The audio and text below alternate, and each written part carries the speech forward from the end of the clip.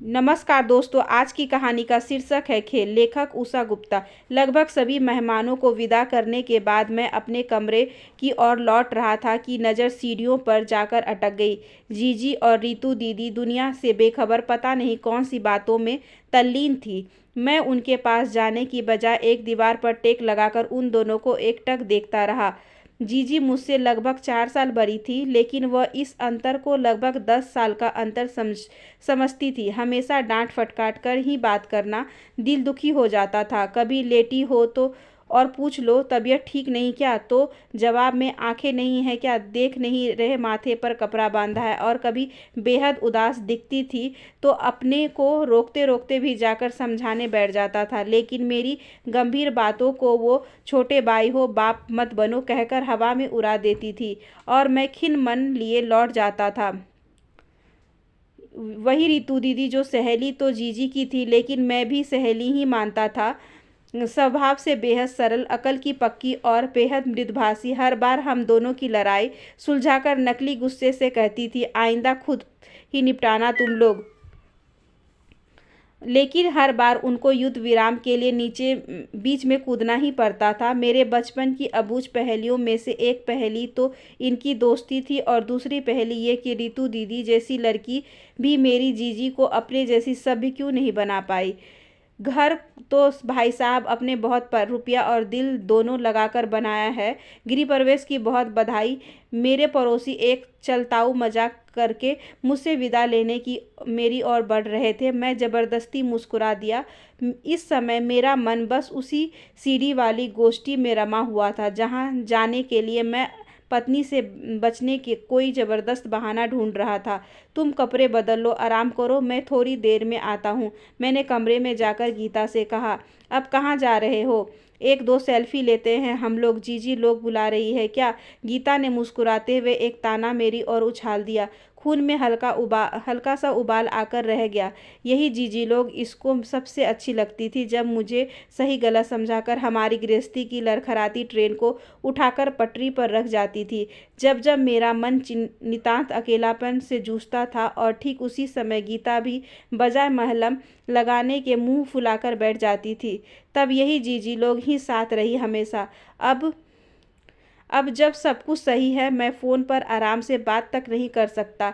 मैं समझता नहीं हूँ क्या ठीक उसी समय गीता को कोई बहुत ज़रूरी बात बतानी होती है। जब मैं जीजी से फ़ोन पर बात करता हूँ, या ठीक उसी समय गीता को बीमार पड़ना होता है। जब जीजी थोड़ी देर को घर आती, रीतू दीदी को गृह प्रवेश में बुलाने के लिए मुझसे कितनी कहानियाँ बनानी पड़ी थी मैं ही जानता हूँ, और उन दोनों को एक दिन के लिए रोकने के लिए अनगिनत बहाने।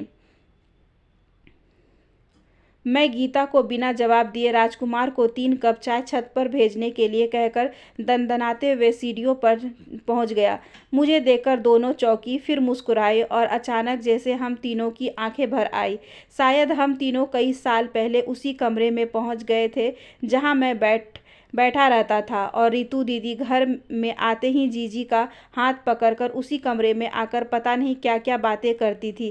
कभी दुपट्टे की, कभी फिल्मों की, कभी सहेलियों की, और मैं यूं तो झुंझलाकर किसी और कमरे में जाकर बात करो कह तो देता था, लेकिन मुझे कितना आनंद आता था ये मुझसे ज़्यादा कोई नहीं समझ सकता। आज भी वही महसूस हो रहा था। तुम सोए नहीं अभी? आराम करते थक गए होगे। जीजी के प्यार पगे शब्द मेरे मन भिगा गए। वो क्या कहना चाहती थी मुझे पता था। कितने दिन हो गए हमें इत्मीनान से बात किए हुए, लेकिन मुझे जाने को क्यों कह रही थी मुझे पता था। नींद नहीं आ रही थी, आप लोगों को देखकर यहाँ आ गया। चलो छत पर चलो, उठो दोनों। मैं आज कोई व्यवधान नहीं चाहता, बस हम तीनों और हमारी वही छत बचपन वाली। क्या बात कर रही थी दोनों? मैंने रीतू दी को ध्यान से देखा।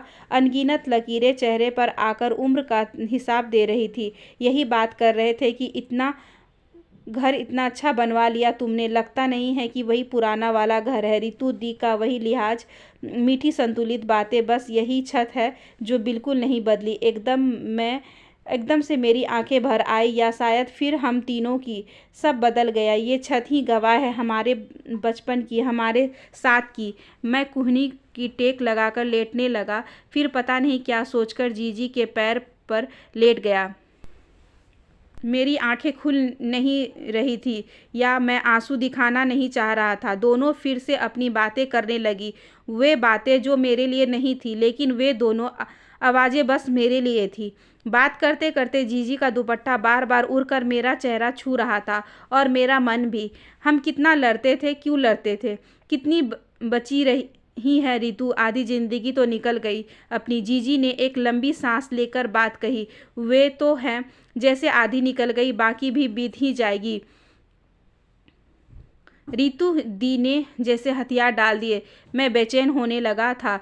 ये क्या बातें हो रही हैं दोनों, बस तो सब तो ठीक है इनके जीवन में, फिर किस बात पर, आधी बीत गई है आधी बीत जाएगी जैसे गूढ़ बातें। एकदम से उठकर मैं बैठ गया। चाय भी आ चुकी थी। एक घूंट भरते हुए मैंने कहा, क्या मनहूसियत भरी बातें कर रही हो दोनों, कोई नई मूवी देखी? कहने को तो मैं कह गया, लेकिन मुझे पता था कि खामियाजा भुगतना पड़ेगा। क्या नई मूवी? हमने अपनी ही मूवी देख ले, बहुत है। ऋतु दी की डूबती हुई आवाज़ कैसे किसी गहरे कुएं से आ रही हो। ऐसा क्या है, आप दोनों तो हो ही पुराने ज़माने की हीरोइन, बस रोती रहो। मैं माहौल ठीक करने के लिए एक और गलती कर दी। जीजी मुझसे अजीब ढंग से देखते हुए बोली, तुम सो जाओ जाकर। वैसे तुम्हें बुलाया किसने था? पहले की बात होती तो मैं भन्नाते हुए भाग जाता। आज इस बात से मुझे बेहद सुकून मिला। जीजी उसी तरह डांट रही थी जैसे कैरम बोर्ड खेलते समय मेरी उलझुल हरकतों पर डांटती थी। जीजी ने ऋतु दी का हाथ पकड़कर कहा, एक बात जान लो, कहने की बातें हैं, कोई नहीं समझेगा। जो तुम चाहती हो, ना पति ना बच्चा, चाहे जान निकाल कर रख दो।